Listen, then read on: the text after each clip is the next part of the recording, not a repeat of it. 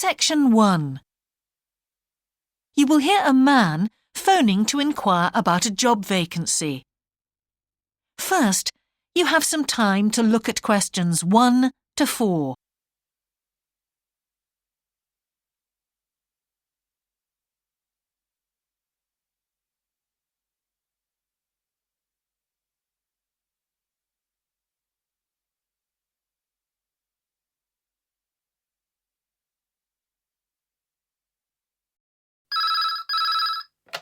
Good evening, King's Restaurant. Good evening. I'm ringing about the job I understand you have vacant. Oh, yes. I'd like to find out a few more details, if I may. Yes, of course. Can I take your name? It's Peter Chin. OK, Peter. Well, if you want to ask about the job, and then if we're both still interested, we could arrange for you to come for an interview. Great, thanks. I'm afraid I missed the advert for the job, but heard about it from a friend. That's no problem at all. What would you like to know? Well, what sort of work is it? Washing up? It's answering the phone. Oh, right, fine. And not waiting at table. That'd be good. And how many nights a week would it be? Well, we're really only busy at the weekend. So 2 nights? 3, actually, so it would work out at 12 hours a week. That'd be fine. It wouldn't interfere with my studies. Are you at the university? Yes, first-year physics student. Oh, right. And because I'm not an EU national, would I need a work permit? Yes, you would. Just get your tutor to sign it. That wouldn't be a problem if I were to get the job. Where exactly is the restaurant? Well, we have 2 branches. The one we're recruiting for is in Hillsdon Road. I don't know that. How do you spell it, please? It's HILLSDUNNE Road. Got that. Thanks. Is it near a bus stop? Yes, the nearest one would probably be just beside the library. Oh, yes, I know it. That'd be fine for me. And could I ask about the pay? We're offering £4.45 an hour. That's very good. My last job was £3.95 an hour. Before you hear the rest of the conversation, you have some time to look at questions 5 to 10.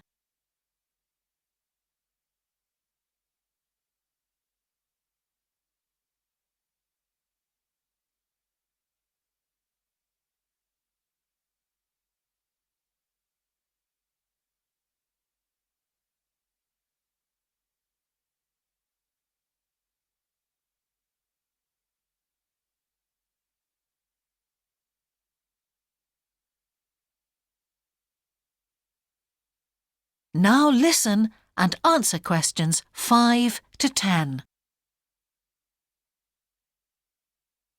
We feel it's pretty good, and we also offer some good fringe benefits. Really? Well, we give you a free dinner, so you eat well. Right. Better than hostel food. We certainly hope so. And we also offer extra pay for working on national holidays. Oh, that's a really good perk, isn't it? Yes, we think so.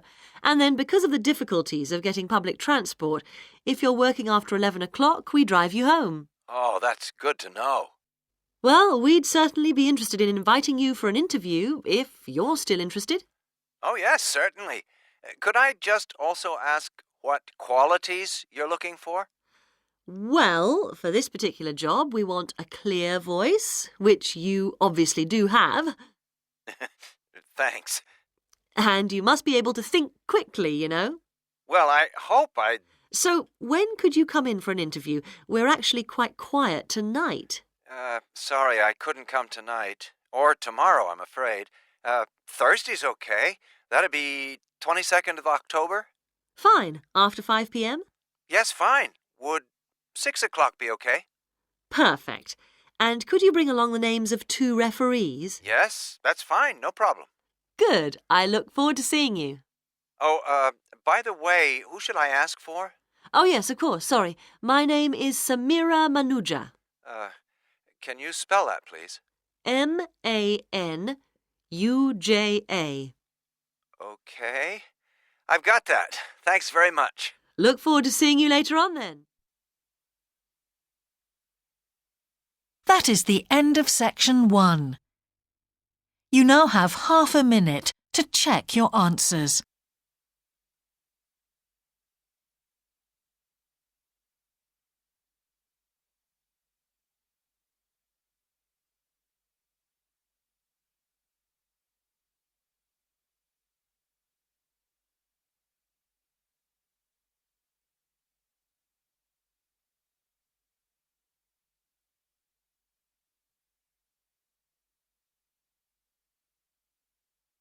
Section 2. You will hear part of a radio programme about the opening of a new local sports shop. First, you have some time to look at questions 11 to 16.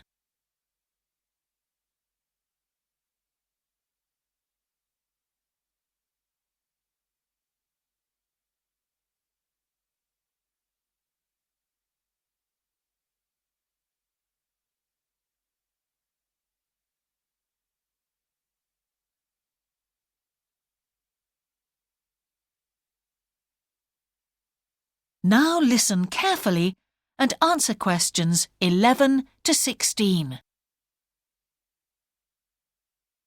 Now we go to Jane, who is going to tell us about what's happening in town this weekend. Right, thanks, Andrew. And now on to what's new. And do we really need yet another sports shop in Bradcaster? Well, most of you probably know Sports World, the branch of a Danish sports goods company that opened a few years ago. It's attracted a lot of custom, and so the company has now decided to open another branch in the area. It's going to be in the shopping centre to the west of Bradcaster, so that will be good news for all of you who found the original shop in the north of the town hard to get to. I was invited to a special preview, and I can promise you, this is the ultimate in sports retailing. The whole place has been given a new minimalist look with the company's signature colours of black and red. The first 3 floors have a huge range of sports clothing as well as equipment. And on the top floor, there's a cafe and a book and DVD section. You'll find all the well-known names, as well as some less well-known ones. If they haven't got exactly what you want in stock, they promise to get it for you in 10 days, unlike the other store, where it can take up to 14 days. They cover all the major sports, including football, tennis and swimming. But they particularly focus on running, and they claim to have the widest range of equipment in the country. As well as that, a whole section of the 3rd floor is devoted to sports bags, including the latest designs from the States. If you can't find what you want here, it doesn't exist. Before you hear the rest of the programme, you have some time to look at questions 17 to 20.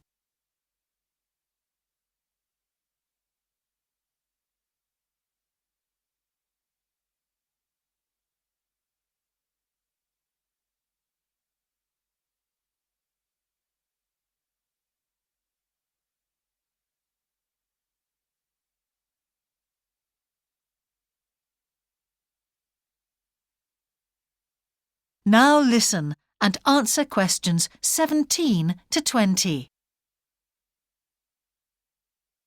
The shop will be open from 9 a.m. this Saturday, and if you go along to the opening, then you'll have the chance to meet the national 400 metres running champion, Paul King, who's coming along to open the shop. And he will be staying around until about midday to chat to any fans who want to meet him and sign autographs. Then there will be a whole range of special attractions all weekend. There will be free tickets for local sporting events for the first 50 customers, and also a special competition open to all. Just answer 15 out of 20 sports questions correctly to win a signed copy of Paul King's DVD, Spring Tips, while the first person to get all the questions correct gets a year's free membership of the Bradcaster Gym. All entrants will receive a special sports calendar with details of all Bradcaster fixtures in the coming year. One of the special opening offers is a fitness test, a complete review of your cardiac fitness and muscle tone, actually done in the shop by qualified staff. This would normally cost £30, but is available at half price for this month only.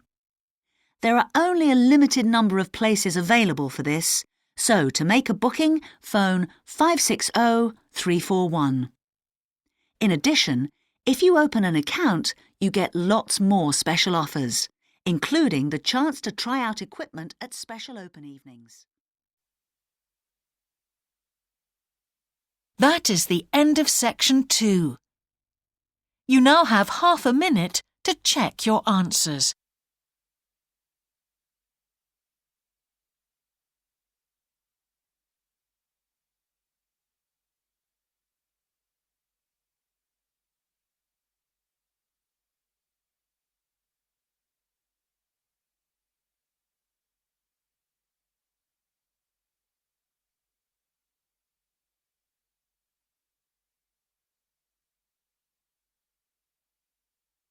Section 3. 2 overseas students called Spiros and Hiroko have just finished the first semester of their university course. They are discussing with their English language teacher how they coped with the course. First, you have some time to look at questions 21 to 25.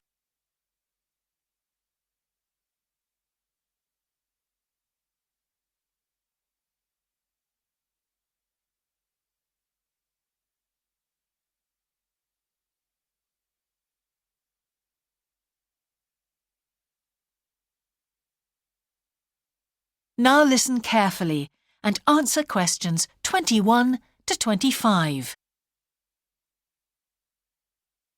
Before we start, Spiros and Hiroko, thanks for coming in today to talk about your recent study experiences, and congratulations to you both in doing so well in your first semester exams. Thank you.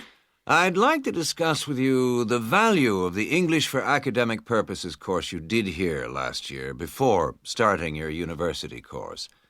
Spiros, if I could start with you, what parts of the program have now proved to be particularly valuable to you? I think that having to do a seminar presentation really helped me. For example, a couple of weeks ago in our marketing subject, when it was my turn to give a presentation, I felt quite confident. Of course, I was still nervous, but because I had done one before, I knew what to expect. Also, I know I was well prepared, and I had practiced my timing. In fact, I think that in relation to some of the other people in my group, I did quite a good job, because my overall style was quite professional. What about you, Hiroko? That's interesting. In my group, I was really surprised by the way the students did their presentations. They just read their notes aloud. Can you believe that? They didn't worry about their presentation style or keeping eye contact with their audience. And I remember that these things were really stressed to us in the course here. So, how did you approach your presentation, Hiroko? Well, to speak frankly, I read my notes too. At the time, it was a relief to do it this way, but actually when I had finished, I didn't feel any real sense of satisfaction. I didn't feel positive about the experience at all. That's a pity. You know, although I was pleased with my presentation, I am not so pleased with my actual performance right now in the tutorials. During the whole semester, I've not said anything in our tutorial discussions. Not a word. Really, Spiros? Why's that? Do the other students talk too much? It's partly that, but it's mostly because I have had no confidence to speak out. Their style of speaking is so different. It's not the style we were used to during the course. They use so many colloquialisms. They're not very polite, and sometimes there seems to be no order in their discussion. Also, they are very familiar with each other, so because they know each other's habits, they can let each other into the discussion. You're right, Spiros. I've experienced that too. Before you hear the rest of the conversation, you have some time to look at questions 26 to 30.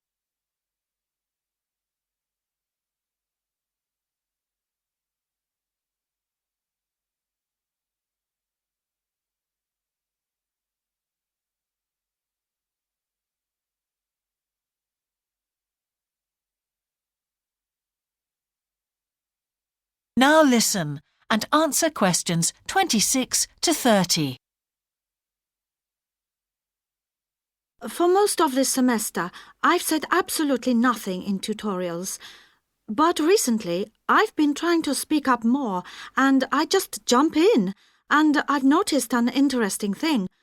I've noticed that if they thought my point was interesting or new, then the next time they actually asked for my opinion. And then it was much easier for me to be part of the discussion. Oh, that's great, Hiroko. I hope that happens for me next semester. I'll have to work hard to find some interesting points. What helped you to find these ideas? I think that one thing that helped me with this was the reading. I've had to do so much reading this semester just to help me make sense of the lectures. At first, I couldn't understand what the lectures were talking about, so I had to turn to the books and journals. Every night I read for hours, using the lists of references that were given, and I made pages of notes. At breakfast, I read and read my notes again. This habit has helped me to follow the ideas in the lectures, and it's also given me some ideas to use in the tutorials. But I did so much reading anyway. I don't think there's any time left over for anything extra. My reading speed is still quite slow, though I'm much better at dealing with vocabulary than I used to be. What else do you think we could add to the course program to help with this reading problem? There's not really anything because it's my problem. I remember we were given long articles to read. We didn't like that, but now I realize that reading those long articles was good preparation for the things I need to read now. Also, in class, we regularly had speed reading tasks to do, and we kept a record of our reading speed, so the teachers were encouraging us to work on that. That's true, Spiros, but what we read could have been different. Sometimes in the English class, I felt frustrated when I had to read articles about the environment or health or education, because I wanted to concentrate on my own field, but we didn't read anything about engineering. So I think I wasted some time learning vocabulary I didn't need. But surely the strategies you were taught for dealing with that vocabulary were helpful? Yes, but psychologically speaking, I would have felt much better working on reading from my own field. What do you think, Spiros? Oh, I agree. That would have helped my confidence too, and I would have been more motivated. It was good, though, that we could work on our own topics when we wrote the research assignments. Okay, let's move on to writing now. That is the end of section 3. You now have half a minute to check your answers.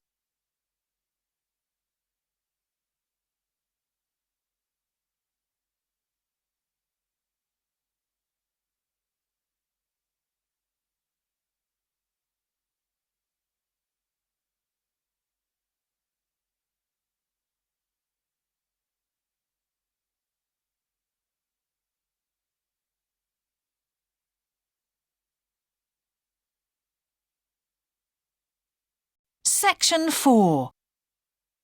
You will hear part of a lecture about a problem related to the behaviour of certain sea creatures.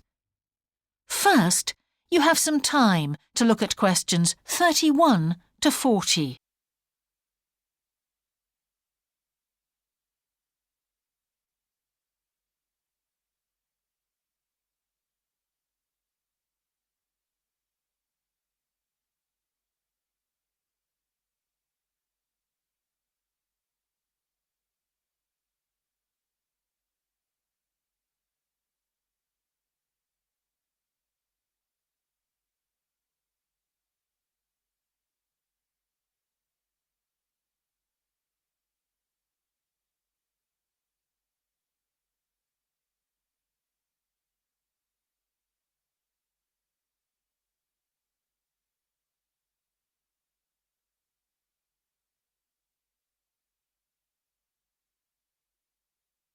Now listen carefully and answer questions 31 to 40. Good afternoon, everyone. Well, with some of you about to go out on field work, it's timely that in this afternoon's session I'll be sharing some ideas about the reasons why groups of whales and dolphins sometimes swim ashore from the sea right onto the beach and, most often, die in what are known as mass strandings. Unfortunately, this type of event is a frequent occurrence in some of the locations that you'll be travelling to, where sometimes the tide goes out suddenly, confusing the animals. However, there are many other theories about the causes of mass strandings. The first is that the behaviour is linked to parasites. It's often found that stranded animals were infested with large numbers of parasites. For instance, a type of worm is commonly found in the ears of dead whales. Since marine animals rely heavily on their hearing to navigate, this type of infestation has the potential to be very harmful. Another theory is related to toxins or poisons. These have also been found to contribute to the death of many marine animals. Many toxins, as I'm sure you're aware, originate from plants or animals. The whale ingests these toxins in its normal feeding behaviour, but whether these poisons directly or indirectly lead to stranding and death seems to depend upon the toxin involved. In 1988, for example, 14 humpback whales examined after stranding along the beaches of Cape Cod were found to have been poisoned after eating tuna that contained saxitoxin, the same toxin that can be fatal in humans.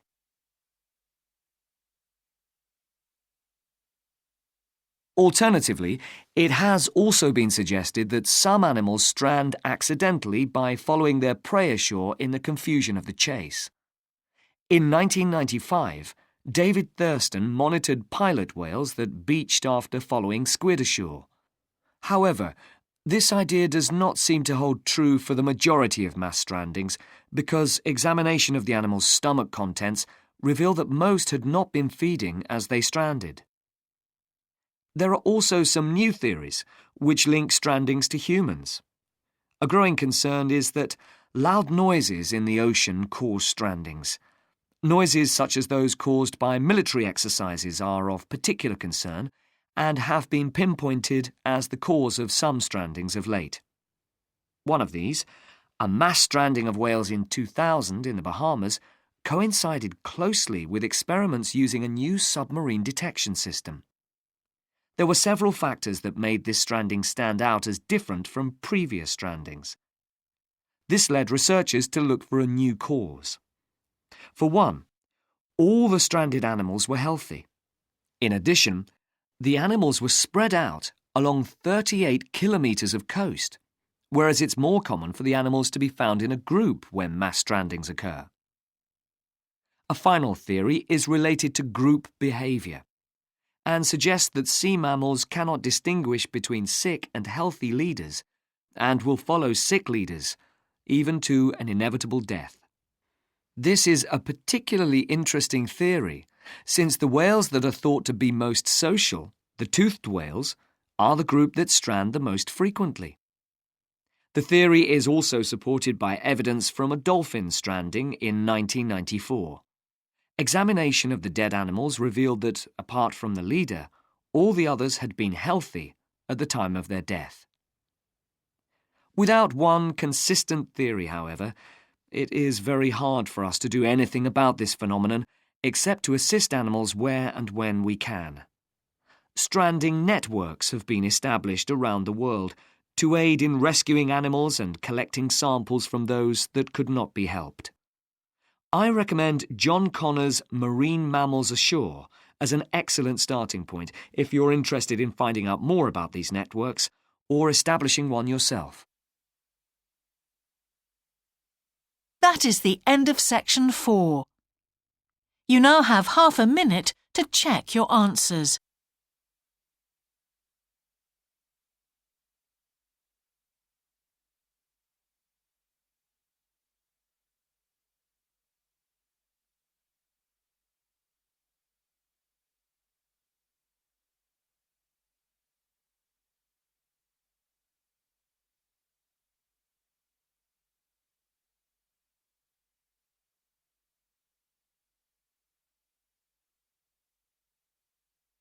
That is the end of the listening test.